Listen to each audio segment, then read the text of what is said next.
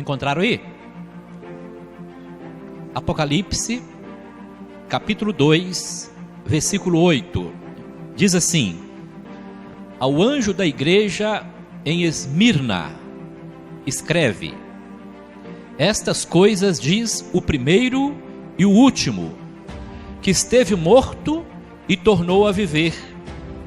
Conheço a tribulação pela qual você está passando, a sua pobreza, embora você seja rico, e a blasfêmia dos que se declaram judeus e não são, sendo isto sim sinagoga de Satanás. Não tenha medo das coisas que você vai sofrer. Eis que o diabo está para lançar alguns de vocês na prisão, para que vocês sejam postos à prova e passem por uma tribulação de 10 dias. Seja fiel até a morte, e eu lhe darei a coroa da vida. Quem tem ouvidos, ouça o que o Espírito diz às igrejas. O vencedor de modo nenhum sofrerá o dano da segunda morte. Deus abençoe a sua palavra nos nossos corações. Vamos fazer uma oração? Feche seus olhos por alguns instantes. Pai, em nome de Jesus, teu filho amado, nós te louvamos pelo privilégio que o Senhor nos concede mais uma vez. Estamos aqui reunidos na tua casa para bendizê-lo, para exaltá-lo e para sermos instruídos e fortalecidos por meio da tua palavra. Abra o nosso entendimento, abra os nossos olhos espirituais, dê-nos discernimento para que possamos não somente ouvir a tua palavra, mas que possamos praticá-la para a tua glória. Nós te louvamos agradecidos no nome de Jesus. Amém. O tema da mensagem é a igreja fiel. Como eu falei para vocês, nós vamos estar aqui durante 7 domingos falando sobre 7 cartas que foram escritas pelo apóstolo João enquanto ele estava lá recluso na ilha de Patmos, e que ele originou ou destinou essas 7 cartas para as 7 igrejas que se encontravam lá na Ásia Menor. Semana passada nós falamos sobre a primeira carta, a carta que foi direcionada à igreja de Éfeso. E o tema da mensagem semana passada foi igreja perseverante. E lá, ao ler a carta escrita pelo apóstolo João para a igreja de Éfeso, você vai ver que era uma igreja perseverante. E hoje, a temática envolvendo aqui a igreja de Esmirna é a sua fé, a sua fidelidade. Mas antes de nós entrarmos na mensagem, deixa-me só fazer aqui algumas colocações que eu fiz semana passada. Vou estar recapitulando, porque nem todo mundo está nos acompanhando agora, tanto pelo YouTube como pelo Face, e também os irmãos que aqui estão presentes, nem todos estiveram aqui conosco na semana passada. João, ele escreveu 7 cartas, 7 cartas direcionadas a 7 igrejas na Ásia Menor, e cada uma daquelas igrejas, eles estavam vivendo um panorama diferenciado. Cada um vivia uma situação diferente uma da outra. Algum exemplo? Tinha igreja que estava sofrendo, mas estava perseverando. Foi o caso da igreja de Éfeso. Mas mesmo sofrendo e perseverando, havia algumas falhas que eles estavam cometendo. Tanto é que nós falamos aqui na semana passada que no versículo 4 de 2 Apocalipse capítulo 2, versículo 4, diz: tenho porém contra você o seguinte: a igreja estava sofrendo, estava perseverando, mas havia algumas falhas que a igreja estava cometendo. E é bom também relembrar o seguinte, que a expressão igreja não é o templo, não é o santuário. Igreja somos nós. A palavra igreja veio do grego eclesia, que significa chamados para fora. Aqueles que foram chamados do contexto do mundo e foram transportados para o reino de Jesus. Então aqui, agora, nós encontramos uma carta muito especial. Eu creio que dessas 7 cartas, esta e uma outra carta que nós vamos falar um pouco mais à frente, são as duas mais importantes, as duas mais interessantes. Sabe por quê? Porque são as duas únicas igrejas que não foram repreendidas por Deus. Como eu falei semana passada, a carta, ou estas cartas que João escreveu para as igrejas, elas continham uma sequência lógica. Qual que era a sequência? Primeiro, um breve relato de quem é Jesus, de como ele se apresenta ali para aquela igreja. Depois, o escritor narra as obras que aquela igreja estava fazendo. Aí Deus escreve aqui, ó: eu conheço as tuas obras. Depois, Deus narra as falhas ou as virtudes, os acertos que aquela igreja estava cometendo. E no final, há uma promessa para aquele que vencer. E nós vamos ver que tudo isso está registrado aqui também na carta à igreja de Esmirna. A palavra Esmirna, ela significa proveniente da mirra. O que é mirra? Mirra é um óleo. Nós até temos aqui, ó, o óleo de mirra. O óleo de mirra é para cura. A igreja de Esmirna, olha só, Esmirna, mirra, dá para entender que foi uma igreja curada. O próprio nome já leva a entender isso. Foi uma igreja que passou pelo processo de cura. Porque, se você for ver ao longo da mensagem que nós vamos estar transmitindo neste momento, foi uma igreja que, mesmo passando por provas, por tribulações, por perdas, por destruições, ela se achou fiel diante de Deus. E Deus não a repreendeu. Deus não chamou a atenção dela. Pelo contrário, a elogiou. Esmirna é uma cidade que foi construída pelos gregos, foi destruída pelos romanos e foi reconstruída pelo Alexandre o Grande. Foi uma cidade que passou por muitos processos de destruição, de perdas. Jesus, ele inicia a carta à igreja de Esmirna dizendo o seguinte, ó: estas coisas diz o primeiro e o último, aquele que esteve morto e que tornou a viver. Irmãos, vamos pegar aqui a primeira lição do texto. Sabe qual que é a maior esperança do cristão? Sabe qual que é a nossa maior esperança? A nossa maior esperança é que um dia nós vamos ressuscitar com Cristo Jesus. Porque na verdade, nenhum de nós nascemos para semente. Nós nascemos, crescemos, desenvolvemos e vamos morrer. Do pó nós somos formados e ao pó nós tornaremos. Mas a esperança de todo cristão é que um dia nós vamos ressuscitar, assim como Cristo ressuscitou. É por isso que ele se apresenta aqui à igreja fiel de Esmirna, dizendo o seguinte: que eu sou o primeiro e o último, aquele que esteve morto, mas que tornou a viver. O que Jesus estava querendo falar para a igreja de Esmirna?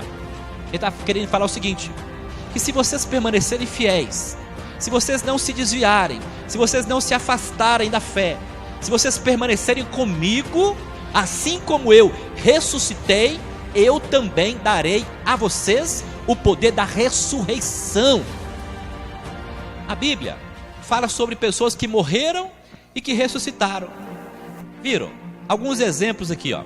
O mais conhecido de todos, Lázaro, amigo de Jesus, irmão de Marta e Maria. Ele morreu, ficou 4 dias enterrado, já estava em estágio de decomposição. Jesus foi lá e o ressuscitou. Mas a Bíblia não fala, mas nós sabemos que ele morreu mais à frente. Ele ressuscitou, mas voltou a morrer.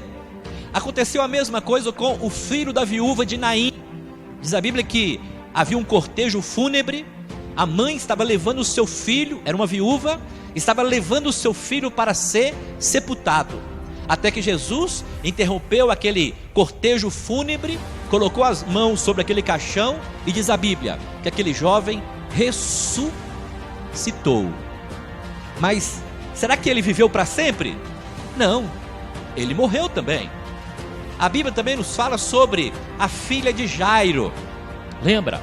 Aquela jovem com 12 anos que havia morrido? E Jesus chegou na sua casa e disse: Talita cumi. Nós falamos que o nome dela é Talita, né? Na verdade, o nome dela não é Talita, tá? Jesus falou: Talita cumi, ou seja, menina, levanta-te. Talita significa menina. Aí Jesus disse: levanta-te. E ela se levantou. Mas será que ela viveu para sempre? Não, ela morreu. Mas a certeza que Deus nos dá de que, ao crer em Jesus, nós vamos ter a vida eterna, ela foi bem delineada, bem estabelecida no Evangelho de João, no capítulo 11, no versículo 25, aonde Jesus diz o seguinte: eu sou a ressurreição e a vida, e aquele que crê em mim, ainda que morra, viverá. Ou em outras palavras, Jesus, ele deixa claro que, quando nós cremos nele, ainda que venhamos passar pelo processo da morte, um dia nós vamos ressuscitar com ele. E foi justamente essa primeira lição que ele trouxe para a igreja de Esmirna, e que traz para nós aqui nesta noite. Porque, como eu falei semana passada, a mensagem bíblica ela é atual. Algumas pessoas falam que a Bíblia é ultrapassada, conversa fiada. A Bíblia é mais atual do que o jornal de amanhã. O jornal que ainda não saiu, ele é mais desatualizado do que a própria Bíblia. Porque quem escreveu a Bíblia, ele existia antes mesmo da fundação do mundo. Antes de qualquer coisa, ele já era. Por isso no versículo 1 diz assim, estas coisas diz o primeiro e o último. Ou seja, aquele que era, que é e que há de vir, no caso Jesus Cristo. Irmãos, agora vamos ver aqui algumas características dessa igreja e por que ela é chamada da igreja fiel. E aí nós vamos fazer um paralelo entre a nossa vida e a vida dos irmãos que viviam neste tempo aqui, na época do apóstolo João. Essa igreja, ela foi estabelecida pelo apóstolo Paulo. Paulo, em uma das suas viagens missionárias, ele foi até a Ásia e lá ele estabeleceu várias igrejas. Dentre elas está a igreja de Esmirna. E agora o apóstolo João, que foi o último dos apóstolos a morrer, que foi lançado na ilha de Pátimos, ele recebeu revelações a respeito do que estava acontecendo com aquela igreja, e não só com aquela igreja, mas com muitas igrejas hoje ao redor do mundo, e que com certeza isso vai se aplicar a alguns de nós aqui nesta noite. Porque quando nós olhamos aqui estas citações que foram registradas para a igreja de Esmirna, nós precisamos fazer uma avaliação pessoal. Nós precisamos parar, pensar e analisarmos como que está a minha vida. Será que eu me encontro também como a igreja de Esmirna? Ou será que eu tenho que melhorar? Bom, diz aqui o versículo 9: conheço a tribulação pelo qual tem passado. Tribulação. Existe um evangelho aí, que é um evangelho que tem deturpado a mensagem bíblica, que é o evangelho de que quando você se refugia em Jesus, você só vai ser abençoado, você só vai ser próspero, você só vai conquistar, você só vai ser cabeça, você não vai ser cauda, você não vai pedir emprestado, você só vai emprestar. Irmãos, nós cremos nisso também, mas a Bíblia nos fala categoricamente a respeito de provas e tribulações. Todo ser humano está condicionado a passar por provas, independente de quem seja pobre ou rico, bonito ou feio, inteligente ou não, crente ou não. Todos nós passamos por processo de tribulação. Alguns estão passando por tribulações no lar, com a família, com o marido, com a esposa, com os filhos, com os pais. alguns estão passando por provas financeiras, alguns estão desempregados, alguns estão passando por provas sentimentais, outros por provas emocionais, outros por prova de enfermidade, doença. E a Bíblia fala que a igreja de Esmirna também estava passando por tribulação. Jesus, em João, no capítulo 16, no versículo 33, ele diz assim, eu digo-vos isso para que tenhais paz em mim. No mundo tereis muitas tribulações, mas tende bom ânimo, eu venci. Então o próprio Jesus, ele já nos alertou a respeito de provas e tribulações que todos nós iríamos enfrentar. Então a igreja de Esmirna, ela foi chamada de igreja fiel porque, mesmo passando por provas e tribulações, ela não se abateu, não se desviou, não perdeu a fé, não negou o nome de Jesus Cristo. Agora, olha só que coisa interessante. Eu coloquei o tema da mensagem, a igreja fiel. Eu ia colocar o tema da mensagem, a igreja rica. A igreja rica. Sabe por quê? Olha só que paradoxo. Ainda aqui no versículo 9. Eu conheço a tua tribulação pela qual você está passando e a sua pobreza, vírgula, embora você seja rico. Parece um paradoxo. Estranho, né? Mas como assim? Eu conheço a sua pobreza, embora você sendo rico. Sabe por quê? Porque diante de Deus, a avaliação de riqueza não é como nós avaliamos. Diante de Deus, não é quem tem mais que é mais rico. Pelo contrário, quem tem menos é que é mais abastado diante do Senhor. É por isso que o próprio apóstolo Paulo, em uma das suas cartas, ele diz assim, que nós, mesmo sendo pobres, nós enriquecemos a muitos. Explico o que significa isso. Eu não tenho muita coisa nessa vida não, tenho poucos bens, assim como vocês, a maioria de vocês aqui. Eu tenho certeza que assim como eu já enriqueci muitas pessoas, vocês também talvez tenham enriquecido a muitas pessoas. De que forma? Por exemplo, quando você salva um casamento, pela graça de Deus, por meio de um conselho. Essa semana passada mesmo eu fiz isso. Deus nos deu a graça de dar um conselho, de aconselhar uma família, para restaurar uma família. Aí eu te pergunto, você trocaria toda a riqueza do mundo pela paz da sua família? Eu tenho certeza que sim. Alguém, essa semana, ontem mesmo, alguém me disse, pastor, eu daria tudo que tenho. É uma pessoa muito bem sucedida, eu entregaria tudo que tenho para ter paz, para ter tranquilidade. Então a igreja de Esmirna, ela era pobre financeiramente, mas ela era rica, sabe por quê? Porque ela tinha valores espirituais. O que a valorizava diante de Deus não eram as suas posses, não eram as suas casas, até porque no contexto em que a igreja de Esmirna, não só a igreja de Esmirna, mas as igrejas da Ásia, no contexto em que elas viviam, elas perdiam as suas casas. Vocês sabiam? As casas, as propriedades, elas eram usurpadas pelo governo romano, porque naquela época o senhor de toda a terra era somente um, para os romanos, César. Por isso que nos filmes romanos nós ouvimos as pessoas falarem Ave César, ou seja, César é o Senhor.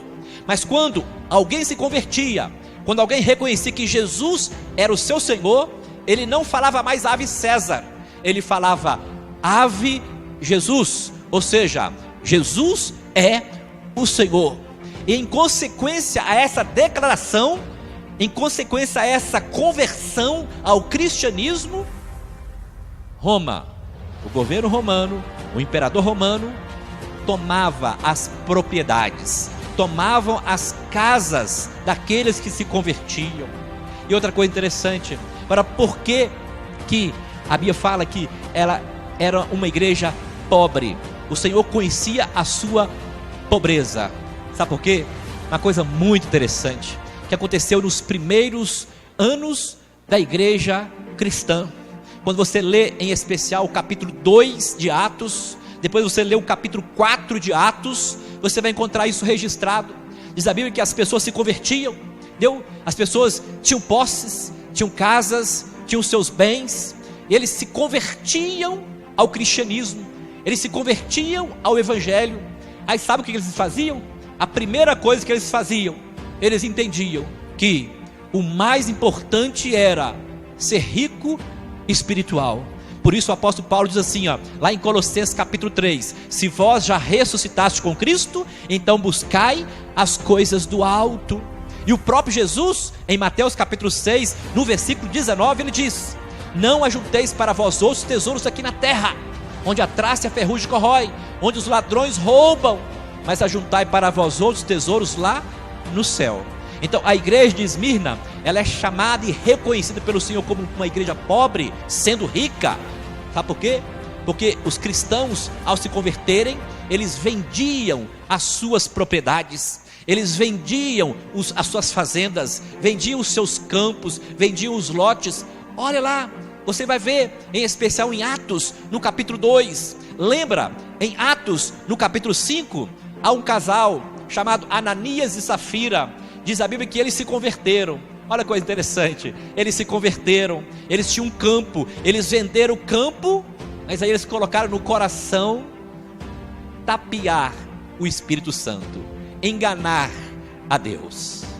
Olha, irmãos, nós não conseguimos enganar a Deus. Eu posso te enganar, você pode me enganar, nós podemos nos enganar, mas Deus ninguém engana. Diz a Bíblia lá em Atos capítulo 5, a história de Ananias e Safira. Eles venderam o campo e eles decidiram entre si: nós vendemos por tanto, mas vamos falar que vendemos por X. Sabe por quê? Porque eles queriam ficar com uma parte para eles. Eles não queriam entregar tudo que eles haviam adquirido por meio da venda daquela propriedade. E eles fizeram este pacto satânico. Tem até um livro chamado Pacto Satânico, depois leia, se você quiser eu posso até te emprestar, muito interessante. Pacto satânico. Eles fizeram um pacto, uma aliança, de não entregar a Deus aquilo que pertencia a Deus. Por isso a igreja de Esmirna, ela é chamada de uma igreja pobre. Sabe por quê? Porque cada um que tinha, vendia o que tinha, para poder ajudar aqueles que não tinham. Aqueles que tinham 2 casas, vendiam suas casas para poder ajudar aqueles que não tinham. E agora por que eles faziam isso? Por 2 motivos em especial. Primeiro motivo, por causa do amor fraternal, por causa do amor de uns para com os outros. Diz o texto que tudo que eles tinham era em comum. Tudo que eles tinham era em comum. Era como se fosse de todos, não da própria pessoa. O segundo motivo por que eles vendiam as suas propriedades e repartiam com seus irmãos, sabe por quê? Porque eles sabiam que eles não podiam levar nada para onde eles iam. Porque eles sabiam que a maior riqueza que eles tinham que ter não era aqui na terra, mas era lá nos céus. É por isso que o apóstolo Paulo, falando para o jovem Timóteo, ele diz: porque nu nós nascemos e nu nós tornaremos. Nós não trouxemos nada e não levaremos nada. Se tivermos o que comer e o que vestir, estejamos por satisfeitos. Então aquela igreja tinha essa consciência. Hoje, como que estão os nossos guarda-roupas? São abarrotados. Como que estão as nossas sapateiras? Cheias de calçados. Como que está a nossa despensa? Muitos estão abarrotados, enquanto que outros estão passando por provas, por necessidade. A igreja de Esmirna era uma igreja chamada pobre, porque eles dividiam o que eles tinham, eles repartiam com os mais necessitados. Mas o Senhor, ele ressaltou aqui: eu conheço a sua pobreza, mas eu sei que você é rico. Por que aquela igreja era rica?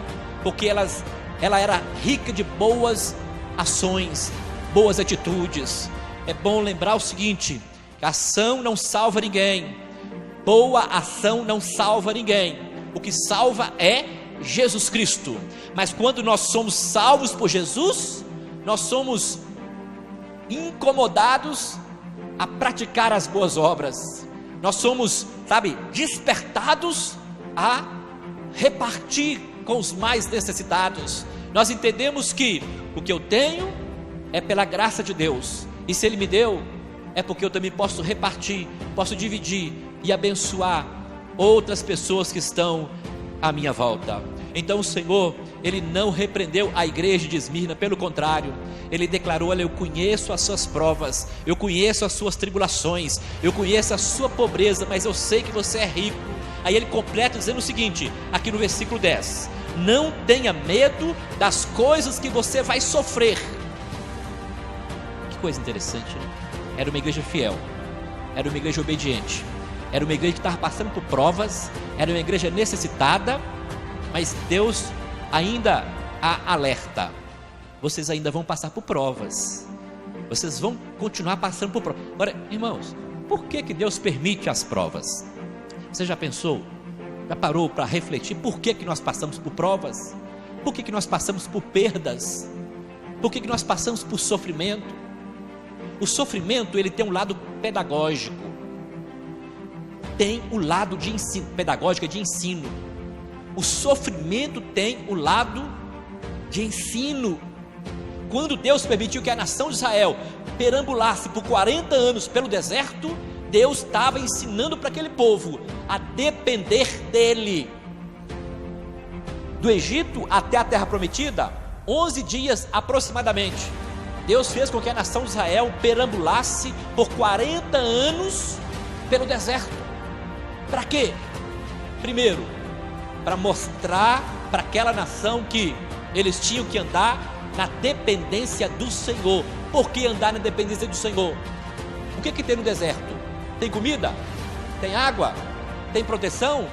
Não. Mas diz a Bíblia que por 40 anos eles perambularam pelo deserto, não passaram fome. Todos os dias Deus enviava um maná dos céus e eles se alimentavam. Dava sede, Moisés batia na rocha, jorrava água e eles se alimentavam. Deus os protegeu durante 40 anos, ali com a nuvem de glória. O calor não lhes sufocava, não dava insolação, não os perturbava, porque Deus estava protegendo como um grande guarda-chuva, ou então com uma mão gigantesca, protegendo aquela nação.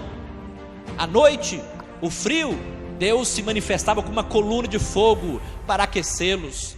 Então Deus muitas vezes nos faz passar por provas e tribulações, sabe para quê?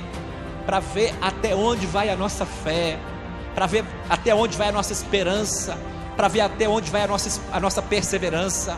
Tem pessoas que passam por uma prova e abandonam o barco. Deixa eu dar alguns exemplos. A pessoa casa, aí no primeiro atrito conjugal já quer abandonar o barco, já quer separação, já quer o divórcio. Não, nós temos que aprender a viver em meio a provas e tribulações. A igreja de Esmirna nos mostra isso. Era uma igreja que passava por tribulações, passava por sofrimento. Ela passou por sofrimento e Deus agora fala: olha, vai vir mais prova, vai vir mais tribulação. E a nossa vida é assim mesmo. Nós vencemos um desafio que hoje, amanhã já aparece outro. É um leão para cada dia. Nós temos que vencer os desafios um atrás do outro. Então nós não podemos de forma nenhuma desanimarmos. Assim como a igreja de Esmirna se manteve fiel, mesmo passando por provas e sabendo que provas maiores ainda viriam. E diz aqui, ó, ainda no versículo 10: não tenha medo das coisas que você vai sofrer. Eis que o diabo está para lançar alguns de vocês na prisão, para que vocês sejam postos à prova. Eu falei para vocês que a igreja, não só a igreja de Esmirna, mas todas as igrejas da Ásia foram perseguidas pelo governo romano, naquela época, imperador romano, e eles eram lançados em prisões. Ora, por que Deus permitia que eles fossem lançados em prisões? Mas algumas lições aqui. A primeira, que coisa interessante, Deus tem plano em todas as coisas. Os romanos vinham e prendiam os irmãos, os colocavam nas celas, e aí nas celas haviam várias pessoas presas, e haviam vários soldados, que era a guarda pretoriana, os guardas de Roma, que protegiam aqueles vários presos. Sabe o que acontecia? Os nossos irmãos da igreja de Esmirna, eles lá presos, sofrendo, passando por provas, por tribulações, eles começavam a falar de Jesus Cristo para os presos e para os soldados da guarda pretoriana. E diz a Bíblia que muitos foram alcançados por meio do Evangelho. Quer que eu te dê um exemplo? Não aqui no contexto da igreja de Esmirna, mas no contexto de presos cristãos que pregaram para soldados e para pessoas que estavam presas. O próprio Paulo e Silas. Já viram lá? O texto que eu falei para vocês, no capítulo 16 de Atos, fala que eles estavam cantando louvores. Enquanto eles cantavam louvores, as cadeias, as correntes que os prendiam, se soltaram. Houve um terremoto, as portas se abriram e de repente veio o carcereiro. E ao ver ali as celas todas abertas, ele se desesperou, porque ele era o responsável por aquelas pessoas que estavam presas. Diz a Bíblia que ele pegou uma espada, e quando ele foi se suicidar, Paulo disse: não faça isso contigo, porque nós estamos aqui. Deus abriu as celas, mas nós não fugimos. Aí diz a Bíblia que aquele carcereiro, ele se prostrou aos pés de Paulo e Silas e disse: o que é que eu faço para ser salvo? Irmãos, olha que coisa interessante. Por que ele falou isso? O que é que eu faço para ser salvo? Nós podemos tirar uma lição profunda aqui também. Olha, não adianta o homem ganhar o mundo todo se vier a perder a sua alma. Eu sei que tem muitas pessoas que acreditam que morreu, acabou. Não, a Bíblia é categórica. Hebreus diz que ao homem está determinado morrer uma só vez, vindo depois o juízo ou julgamento, aonde todos nós vamos ter que comparecer diante do grande tribunal branco para prestar contas de tudo que nós fizermos e falarmos. Sabia que nós vamos ser julgados pelo que nós fazemos e pelo que nós falamos? Não só pelo que nós fazemos, mas pelo que nós falamos. Sabe por que nós vamos ser julgados pelo que nós falamos também? Porque a Bíblia fala que na multidão das palavras há muitos erros, há muitos pecados. Quantas e quantas pessoas têm errado por falar demais. Um amigo meu me dizia que quem fala demais dá bom dia a cavalo. Tem muita gente por aí dando bom dia a cavalo, falando a torto e a direito, sobretudo menosprezando, desfazendo, distorcendo a mensagem do Evangelho. Essas pessoas que vão ter que prestar contas também, não só dos seus atos, mas das suas palavras. Mas aqui diz a Bíblia que aquele carcereiro, ele se prostrou diante de Paulo e Silas e disse: o que eu faço para ser salvo? Por que ele falou isso? Porque ele estava em serviço, mas ele sabia que o serviço dele não era tão importante quanto a salvação. Ele tinha a sua família, mas ele sabia que a sua família não era tão importante quanto a sua salvação. Agora, aplicando o nosso contexto aqui hoje, talvez você tenha prazer, mas o seu prazer não é mais importante do que a sua salvação. O seu trabalho pode até te satisfazer, pode até ser importante para você, mas não é mais importante do que a salvação, porque tudo isso vai passar. E o mais importante é, quando nós chegarmos diante de Deus, individualmente, particularmente, cada um de nós, vamos ter que prestar contas de tudo que nós fizermos e falarmos. Mas aí o carcereiro, olha que coisa interessante, irmãos. Diz a Bíblia que o carcereiro, ele se prostrou diante de Paulo e Silas e perguntou: o que eu faço para ser salvo? Aí, olha o que Paulo fala para ele. Está lá em Atos capítulo 16, no versículo 31. Crê no Senhor Jesus e será salvo tu e a tua casa. Crê no Senhor Jesus e será salvo tu e a tua casa. Então, vocês viram por que Deus permitiu que os irmãos lá da igreja de Esmirna fossem presos? Eles foram presos, não é porque Deus é mau, não. É porque Deus queria salvar também aqueles que estavam presos. Vocês sabiam que hoje o lugar onde o evangelho mais é pregado são dentro das penitenciárias? Sabia? Você sai pela rua aí, você não vê ninguém evangelizando. Alguns anos atrás nós fazíamos isso. com insistência, persistência, perseverança. Nós saímos aqui várias vezes evangelizando esse bairro. Hoje você não encontra ninguém, nenhuma igreja saindo. Tudo bem, está na pandemia, não está podendo fazer aglomeração, tem um desconto, mas vai lá nos presídios. Neste momento, enquanto nós estamos aqui, é perigoso nós encontrarmos lá vários irmãos pregando o evangelho. Alguns estão indo para pregar o evangelho, outros receberam o evangelho lá, por meio de alguém que foi, a pessoa que estava presa, se converteu, agora é um instrumento nas mãos de Deus para pregar o evangelho para outras pessoas que também estão presas. Sabe por quê? Porque a vontade de Deus é que ninguém se perca, mas que todos venham ao pleno conhecimento da verdade e sejam salvos. Deus não fez ninguém para a destruição, Ele fez para a salvação, para a vida eterna. Então Deus, Ele alertou aqui a igreja de Esmirna: eis que o diabo está para lançar alguns de vocês na prisão, para que vocês sejam postos à prova e passem por uma tribulação de 10 dias. Aqui Deus até estabeleceu o tempo. Aqui é um número figurado. Pode ter sido realmente 10 dias, como também pode ter sido mais dias, tá? Mas o que Deus quis nos dizer aqui ao escrever isso para a igreja de Esmirna? Que o tempo de prova um dia acaba, irmãos. O tempo de prova que nós estamos passando um dia vai passar. Vai passar. Quando você está passando por um deserto, faz de conta que este altar aqui é um deserto. Aí ali começa o deserto. Aí você vem do início e quando você chegar aqui, chegou aqui, você já está no meio do deserto. Então você está agora saindo.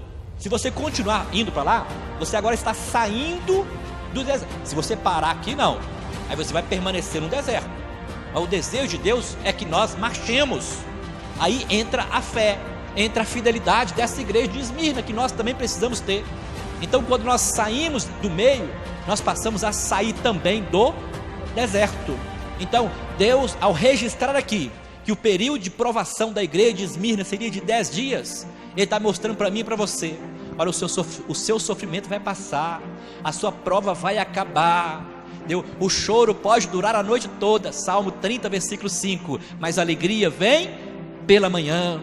O seu tempo de alegria vai chegar, a provação vai passar, mas para isso nós precisamos crer e esperar no Senhor. Aí, olha só o que Deus completa dizendo aqui, ainda no versículo 10, na parte final: seja fiel até a morte, e eu lhe darei a coroa da vida.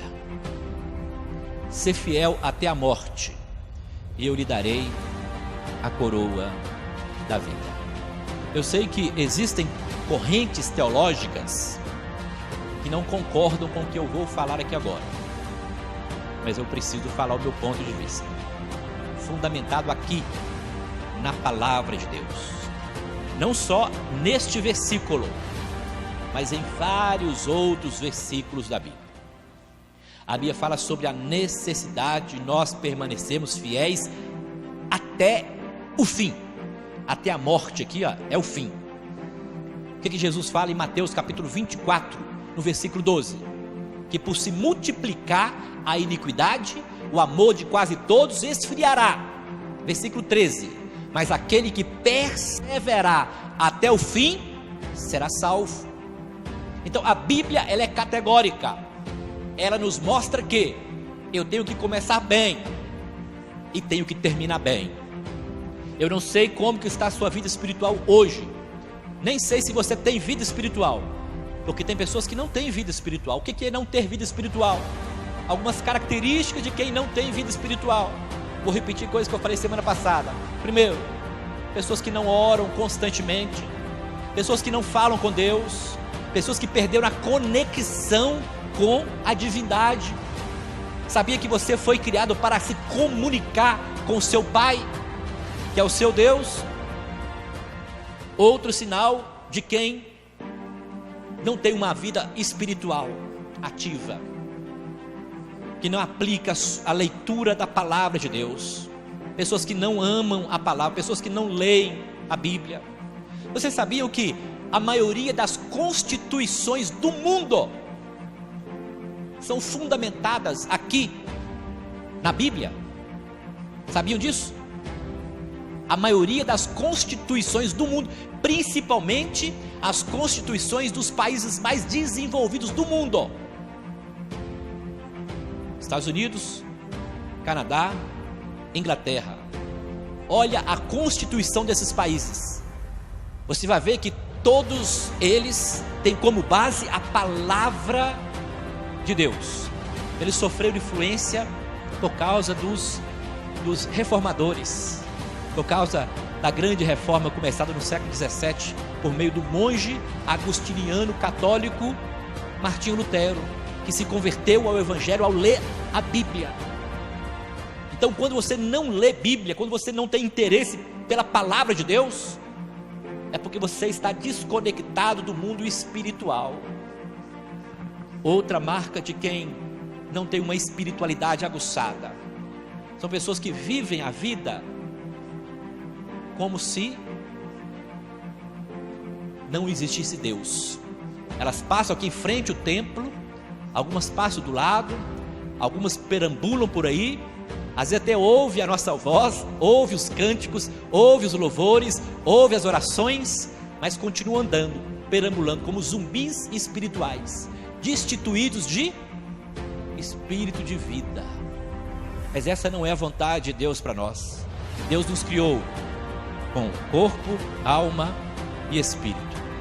O corpo nós alimentamos com pão natural, pão da terra. O nosso espírito é alimentado por Deus. Todos nós temos um vazio dentro do nosso coração. Todo ser humano tem esse vazio. É um vazio que você não vai conseguir preencher com nada nessa terra.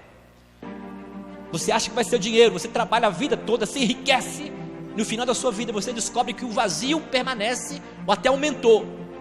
Você acha que é prazer, você corre atrás dos prazeres, você se envereda por caminhos tortuosos, pecaminosos. Aí você vê que depois do prazer, quando o prazer acaba, o vazio continua, o buraco permanece, às vezes até enlarguece mais. Alguns acham que é por causa da família, vou ter uma família abençoada, vou ter um marido, vou ter uma esposa, vou ter filhos, pode até preencher de uma certa forma, mas o vazio continua. Esse vazio só vai ser preenchido quando nós nos encontrarmos com o nosso Criador, com o nosso Deus. Aí a igreja de Esmirna, ela é chamada de igreja fiel, porque ela foi fiel até a morte. Seja fiel até a morte, e eu lhe darei a coroa da vida. O que é a coroa da vida? É a coroação, é a premiação final de que aquela igreja passou por todo o processo de prova, de tribulação, de sofrimento, e não se afastou do Senhor, permaneceu firme. Aí João encerra a carta à igreja de Esmirna no versículo 11, falando algo tremendo. Ele diz assim, ó: quem tem ouvidos, ouça. Quem tem ouvidos, ouça.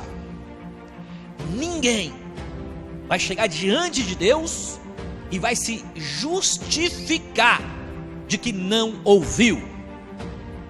Todo ser humano, hoje em especial, no tempo em que nós vivemos, todos os seres humanos estão tendo acesso à mensagem do Evangelho. Vocês são privilegiados, nós somos privilegiados, porque nós escolhemos estar aqui hoje, na casa de Deus, para ouvir a sua voz. Mas neste momento, outras milhares de pessoas estão passando perto de templos, alguns estão até em botecos, em bares, alguns estão até cometendo crimes próximos a essas igrejas. Eles também estão ouvindo a mensagem, seja pelo microfone, pela voz que está sendo proclamada, seja por mensagens que recebem diariamente, pelas redes sociais, seja por anúncio de alguém conhecido ou da família. Ninguém vai chegar diante de Deus e vai poder falar: não sabia disso, não ouvi isso, ninguém me explicou isso. Por isso, João deixou registrado aqui no versículo 11: quem tem ouvidos, ouça. Ouça quem? Ouça o que o Espírito diz às igrejas. Agora, o que o Espírito diz à igreja, para nós encerrarmos a mensagem? Ele diz assim, ó: o vencedor de modo nenhum sofrerá o dano da segunda morte. De modo nenhum sofrerá o dano da segunda morte. Aí você me pergunta, mas que morte é esta? É a morte espiritual. A primeira morte é a física, é o pó voltando ao pó. Mas quando o pó volta para o pó, o espírito é tomado para Deus. E vai chegar um tempo em que esse espírito vai ter que prestar contas de tudo que foi feito e falado aqui na terra. Aí o apóstolo João, ele deixa registrado aqui que os irmãos da igreja de Esmirna, por eles terem sido fiéis até o fim, eles não sofreriam o dano da segunda morte. Aí alguém pode falar assim, mas pastor, então quer dizer que vai chegar um tempo, aí os que foram fiéis, eles não vão passar pelo processo da morte, da segunda morte, vão viver eternamente alegre, feliz, cheio de paz, saúde, alegria e prosperidade com Deus. E os outros vão passar pelo processo da segunda morte, vai acabar tudo? Não. Se fosse assim, seria muito bom. Não é verdade? Essa segunda morte aqui, ó, significa que a pessoa, ela não vai poder desfrutar dos privilégios que está no reino de Deus. E ela vai ter que se consumir. Aqui em Apocalipse fala isso, dia após dia, como se estivesse em chamas, se queimando, se consumindo, mas não acaba, não morre. O escritor aqui de Apocalipse, João, ele fala assim que é o lugar onde o bicho come e nunca morre. Eu não sei se você já teve bicho de pé. É como se um gigante bicho de pé começasse a consumir a pessoa, não só o pé, mas vai consumindo por completo, vai comendo, vai mordendo, mas a pessoa, ela já está morta, ela não pode sofrer a segunda morte. Aí diz o texto aqui que muitos buscarão a morte, mas não a alcançarão. Por quê? Porque são espíritos. O espírito não tem como mais passar pelo processo da morte. Mas a Bíblia aqui é categórica: aqueles que não forem fiéis, eles enfrentarão essa segunda morte, que é a do sofrimento eterno. E não é isso que Deus quer para mim e para você. Pelo contrário, Ele quer que nós venhamos a desfrutar da vida abundante que Ele tem para mim e para você. É por isso que Jesus fala que o ladrão veio para roubar, matar e destruir. Mas Ele, Jesus, veio para nos dar vida e vida em abundância. Que possamos meditar nessas palavras que o apóstolo João deixou aqui registrada para essa igreja fiel, a igreja de Esmirna, a igreja que foi curada, que foi transformada, que foi abençoada, e que hoje nos dá um exemplo de como nós devemos agir, para que também possamos desfrutar das mesmas bênçãos que eles hoje estão desfrutando. Aquele que vencer não passará de modo nenhum pelo processo da segunda morte, porque estaremos com Ele, com o nosso Deus, eternamente. Que Deus te abençoe e que possamos, dia após dia, fazermos uma avaliação pessoal da nossa vida, de como nós temos caminhado, nosso proceder, nosso procedimento, nosso testemunho, porque tudo isso vai contar quando nós chegarmos diante de Deus. Tudo passa, menos a palavra de Deus. Passarão céus e terra, mas a minha palavra, diz o Senhor, permanece para sempre. Guardemos a palavra do Senhor nos nossos corações.